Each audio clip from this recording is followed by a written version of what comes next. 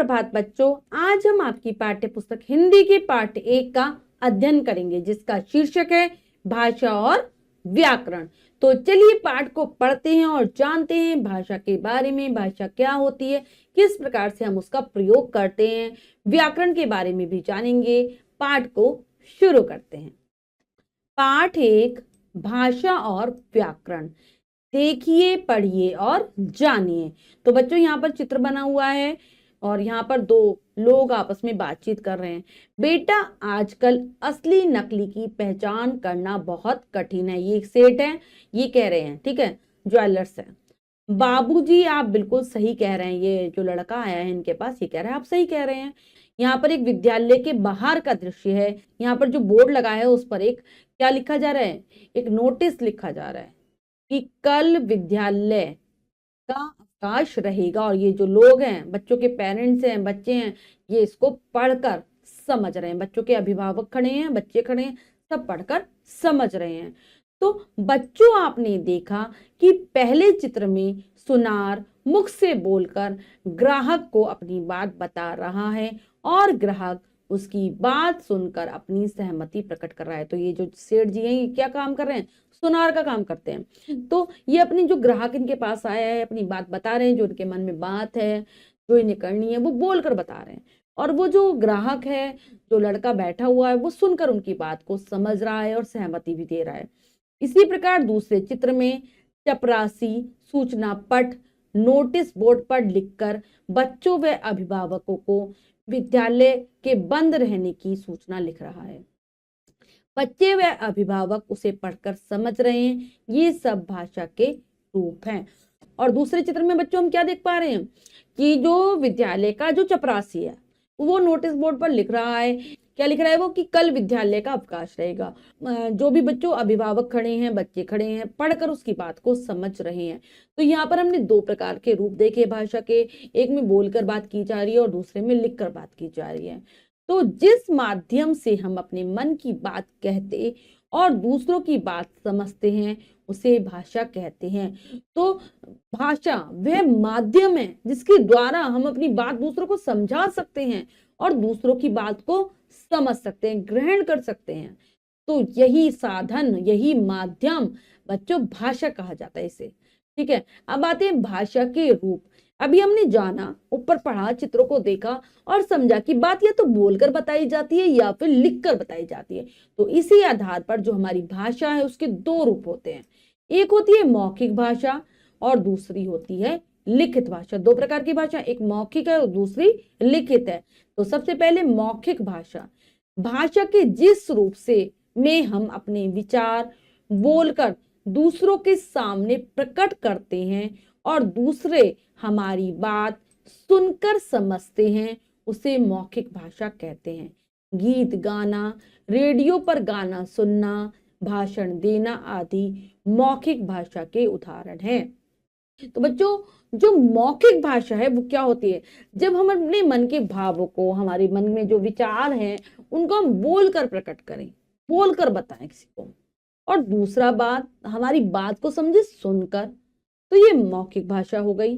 ऐसे ही दूसरा कुछ बोले और हम सुनकर समझे, तो मौखिक भाषा। उदाहरण है, जैसे हम कोई गीत गा रहे हैं, रेडियो पर गाना सुन रहे हैं, भाषण दे रहे हैं, ये सब मौखिक भाषा के उदाहरण है। अब आती है नंबर 2, लिखित भाषा। लिखित भाषा, भाषा के जिस रूप में हम अपने विचार लिखकर दूसरों के सामने प्रकट करते हैं और दूसरे उसे पढ़कर हमारे विचार समझते हैं, उसे लिखित भाषा कहते हैं।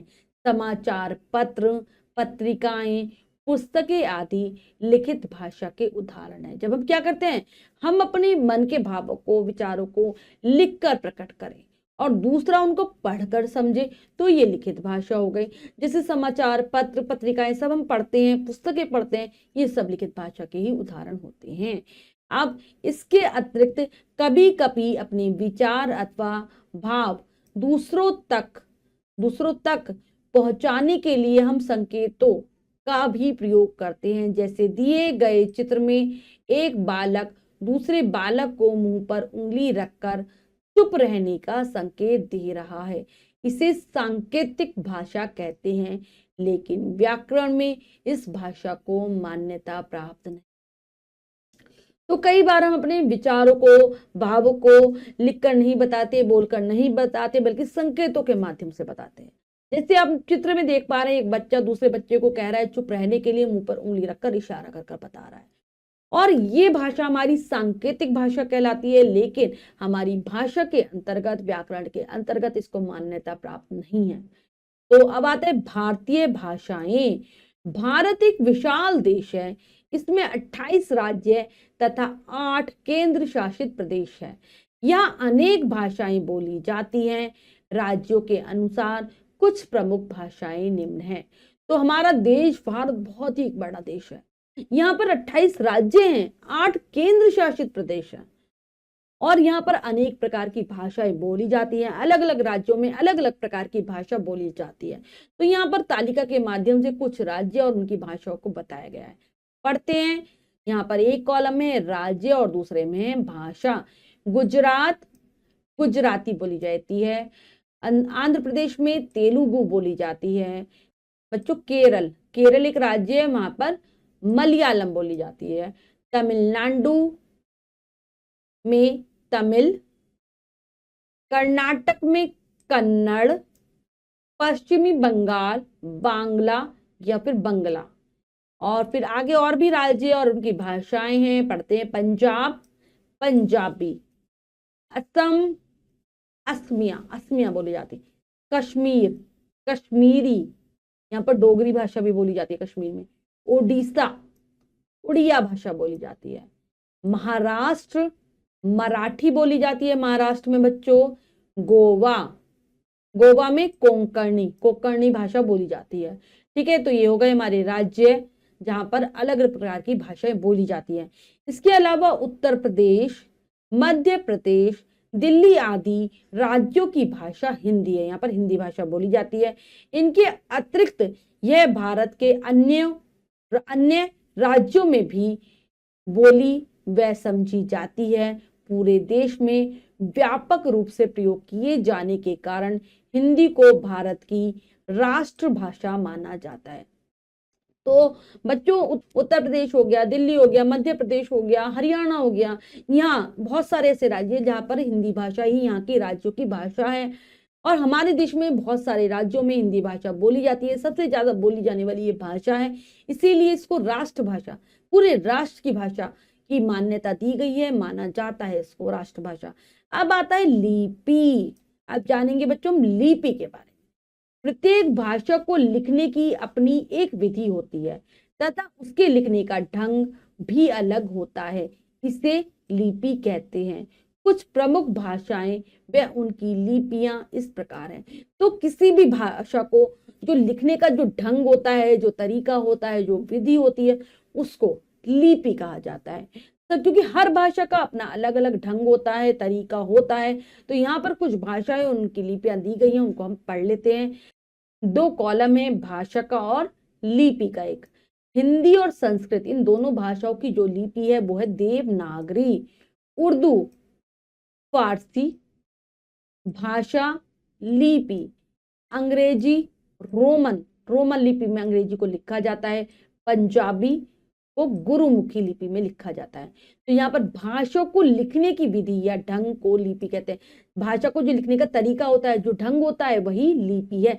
जैसे आप देखते हो कि जब हम हिंदी वर्णमाला में वर्णों को लिखते हैं तो उनको लिखने का तरीका अलग है, अ, ई, उ ऐसे। और अंग्रेजी भाषा के अगर हम वर्णों को देखें तो उनको लिखने का तरीका अलग है, ए, बी। ठीक है, तो ये जो तरीका है, ये जो ढंग है, वही लिपि है बच्चों, ध्यान रखेंगे। इसके बाद आता है व्याकरण। व्याकरण क्या होता है ये पढ़ते हैं। लिखते या बोलते समय हम कई बार भाषा का गलत प्रयोग करते हैं। इस प्रकार का प्रयोग भाषा का अशुद्ध रूप होता है। जैसे हम बोलने में, लिखने में भाषा को बहुत सारी गलतियां करते हैं, गलत प्रयोग कर देते हैं, वाक्यों को गलत लिखते हैं, शब्दों को गलत लिखते हैं। हर भाषा को लिखने का अलग अलग तरीका होता है। अगर हम भाषा का गलत प्रयोग कर रहे हैं तो ये भाषा का अशुद्ध रूप होगा। जैसे बंदर पर पेड़ बैठा है, किसान खेत में हल चला रही है, उपरोक्त वाक्य पढ़ने में कुछ अटपटे लग रहे हैं, इनके शुद्ध रूप इस प्रकार हैं। तो आपको पढ़ने में बहुत अजीब लग रहे हैं वाक्य। अब है, पेड़ पर बंदर बैठा है, किसान खेत में हल चला रहा है। तो अब क्या, उपरोक्त वाक्यों के शुद्ध रूप का ज्ञान हमें व्याकरण द्वारा हो रहा है। अगर हमें व्याकरण का बच्चों ज्ञान नहीं होता तो हम जान ही नहीं पाते कि जो वाक्य है जो हम बोल रहे हैं हमें बोलने में अटपटे क्यों लग रहे हैं। तो व्याकरण हमें शुद्ध रूप का ज्ञान कराता है। किसी भाषा का को हमें सीखना है, उसके शुद्ध रूप में की हमें जानकारी प्राप्त करनी है, तो हमें उस भाषा का व्याकरण सीखना होगा। तभी हम उस भाषा को अच्छे से जान पाएंगे, समझ पाएंगे, सीख पाएंगे, बोल पाएंगे। तो वह शास्त्र जो हमें भाषा को शुद्ध रूप में लिखना, बोलना और पढ़ना सिखाता है, उसे व्याकरण कहते हैं। तो व्याकरण ऐसा शास्त्र है जो हमें भाषा के शुद्ध रूप की जानकारी देता है, चाहे वो लिखने में हो, पढ़ने में हो और या फिर बोलने में हो। अब हमने जो सीखा है उसके बारे में जान लेते हैं। हमने सीखा के अंतर्गत जिस माध्यम से हम अपने मन की बात कहते हैं और दूसरों की बात समझते हैं, उसे भाषा कहते हैं। तो बच्चों, भाषा वह साधन है जो हमें क्या देता है, हमें सामर्थ्य देता है दूसरों की बात को समझने का, उसे और अपनी बात को समझाने का। भाषा के दो रूप होते हैं, मौखिक और लिखित भाषा। दो प्रकार की भाषा है, मौखिक, लिखित। किसी भी भाषा को लिखने की विधि या ढंग को उस भाषा की लिपि कहते हैं। लिपि क्या है, भाषा को लिखने का ढंग, तरीका, ये होती है लिपि। तो अगर हम किसी भाषा को लिखना सीखना चाहते हैं तो हमें उसका क्या आना चाहिए, उसको लिखने का ढंग आना चाहिए, और वो ढंग क्या है, लिपि है। क्या है, भाषा को लिखने का तरीका। अब आते हैं, वह शास्त्र जो हमें भाषा को शुद्ध रूप में लिखना, बोलना और पढ़ना सिखाता है, उसे व्याकरण कहते हैं। जो हमें सिखाए कि भाषा किस प्रकार से शुद्ध रूप में लिखी जाएगी, पढ़ी जाएगी, बोली जाएगी, वो है व्याकरण। अब हमने पाठ को अच्छे से समझकर बच्चों पढ़ लिया है। अब हम इसका अभ्यास कार्य कर लेते हैं। आओ अभ्यास कार्य के अंतर्गत तो पहला प्रश्न पढ़ते हैं, करने का प्रयास करते हैं। सही विकल्प पर सही का चिन्ह लगाइए। तो बच्चों, प्रश्न में 3 विकल्प हैं, 2 विकल्प गलत हैं, 1 विकल्प सही है। हमें सही विकल्प को चुनना है, सही का निशान लगा देना है। करते हैं। भाषा के कितने रूप होते हैं, 2, 3, 4। तो भाषा के बच्चों कितने रूप होते हैं, अभी हमने पढ़ा था, भाषा के 2 रूप होते हैं। किसी भी भाषा के 2 रूप होते हैं। व्याकरण में किस भाषा को मान्यता प्राप्त नहीं है, सांकेतिक भाषा को, मौखिक भाषा को, लिखित भाषा को। तो सांकेतिक भाषा को मान्यता प्राप्त नहीं है। मलयालम किस राज्य की भाषा है, केरल, कर्नाटक, तमिलनाडु। तो ये केरल राज्य की भाषा है जो है मलयालम है। ठीक है। अब नेक्स्ट है, किसी भी भाषा के लिखने की विधि या ढंग को क्या कहते हैं, व्याकरण, लिपि, भाषा। तो लिखने का ढंग, लिपि। हिंदी एवं संस्कृत भाषाएं किस लिपि में लिखी जाती हैं, देवनागरी, गुरुमुखी, रोमन। तो ये दोनों भाषाएं देवनागरी लिपि में लिखी जाती है। नेक्स्ट है, रिक्त स्थानों की पूर्ति कीजिए। तो बच्चों, यहाँ पर कुछ वाक्य हैं, अधूरे हैं, हमें उचित शब्दों से इनको पूरा करना है, भरना है। करते हैं। भाषा के दो रूप होते हैं, भाषा के 2 रूप होते हैं। व्याकरण में, इसको व्याकरण में सांकेतिक आ जाएगा, सांकेतिक भाषा, सांकेतिक भाषा को कोई स्थान प्राप्त नहीं है। हिंदी, नेक्स्ट आएगा, हिंदी को भारत की राष्ट्रभाषा माना जाता है। कर्नाटक में कौन सी भाषा बोली जाती है, वहां बोली जाती है कन्नड़। कन्नड़ भाषा बोली जाती है कर्नाटक में। भाषा को शुद्ध रूप में लिखना, बोलना और पढ़ना सिखाने वाला शास्त्र क्या कहलाता है, व्याकरण। व्याकरण कहलाता है ये। नेक्स्ट है, निम्नलिखित वाक्यों में प्रयुक्त भाषा का रूप लिख। तो बच्चों, इन वाक्यों में जो भाषा का प्रयोग है, चाहे वो लिखित हो चाहे मौखिक हो, आपको बताना है कौन सा है। मीरा ने राधे को पत्र लिखा। तो ये हो जाएगी हमारी लिखित भाषा। लिखित भाषा। कुछ बच्चे आपस में बातें कर रहे हैं। तो ये है मौखिक भाषा। आपस में बातें करना मौखिक भाषा हो गई। लिखेंगे मौखिक भाषा, मौखिक भाषा। पिताजी अखबार पढ़ रहे हैं। तो ये हमारी है लिखित भाषा। समाचार पत्रों की जो भाषा है वो होती है लिखित भाषा। माही रेडियो पर गाना सुन रही है, ये हो गई हमारी मौखिक भाषा।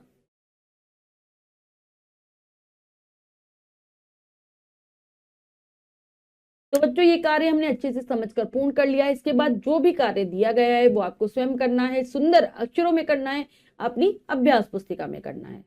बच्चों आज हमने पाठ के माध्यम से भाषा और व्याकरण के बारे में विस्तार पूर्वक जानकारी प्राप्त की। आशा करती हूँ यह पाठ आपको बहुत अच्छे से समझ आ गया होगा। पाठ को फिर से जरूर पढ़ेंगे। मिलते हैं अगली कक्षा में नए पाठ के साथ। तब तक के लिए स्वस्थ रहिए, प्रसन्न रहिए। धन्यवाद।